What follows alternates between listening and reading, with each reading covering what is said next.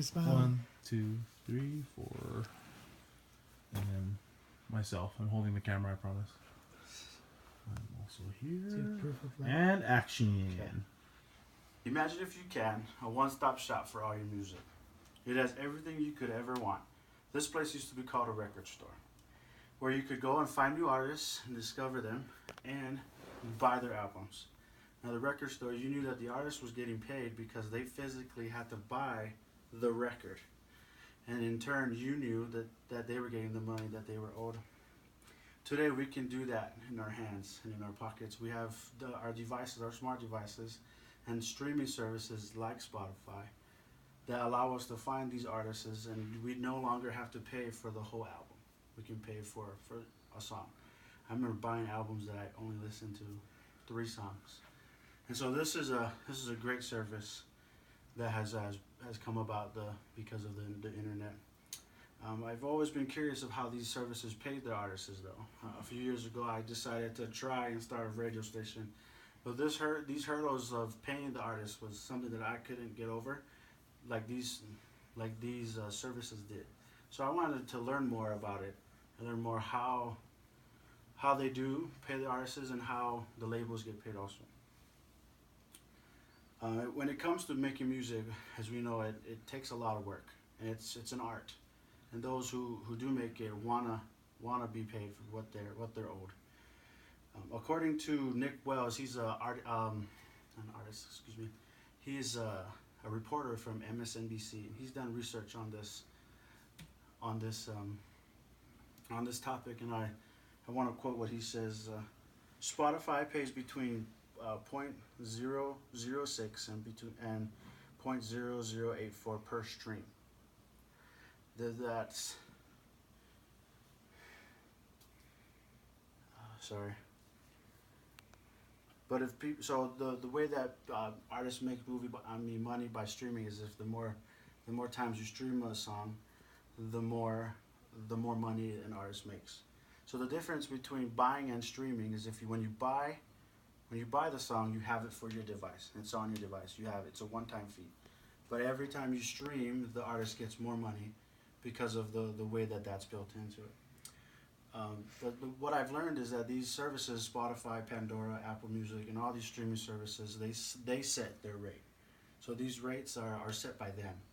So it's not set by the artists or the labels. So that was something interesting that I've learned that I didn't know. So with it being so popular in streaming services like Spotify, Pandora, the way that they make their money is through advertising. And the way that they advertise is on their free platform. You guys have all gotten the free platform before, where they will play 2 songs and then give you an ad. 2 songs give you an ad. Or they do offer a way that you can buy a subscription, a monthly fee, and you can listen to as much music as you can. And that is how they make money. So these services are making money by advertising and by the monthly subscribers, which I proudly am. With it being so popular, though, they do tend to cut corners legally. So like I said, the way that these services make money is services will make money by people coming and visiting their site and the traffic that comes through their site. And the bigger your library is, the more people will come, the more people will listen, and that's why legally it's hard to keep up. These guys are cutting corners. Some of them are. They're not doing the correct negotiations for the copyrights. And so I read and I learned from a law journal that was written by Frances Lewis. She's from the Brooklyn Law School. She wrote a journal about this topic also, about the law end of it. Says the appeal of these to users, streaming. She's talking about streaming services. They allow anyone that has an internet they can listen to music. They don't have to pay for individual tracks anymore. That's why streaming is becoming so popular. So you don't have to pay for individual tracks. She also said that these services like Spotify often choose expediency over licensing by selling music to subscribers without either negotiating direct licensing, so without getting the correct copyrights. That's the problem that we have with these streaming devices. No matter how many music or how you get your music, if your music's out there, it will be listened to. But it's important that we pay the artists for the art that they're giving us.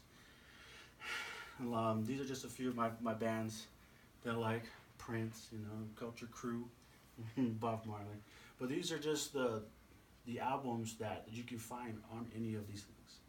And the music royalties is what they pay, what the labels pay to give to the artist. Other things that I've said today, and then the quote by Nick Wells about Spotify paying only 0.006 to 80084 per stream is kind of crazy. So I did a little research. If Ed Sheeran was the highest streamed artist in Spotify history with last year, and if this is true, he would have made $3 million to $4.3 million on one song.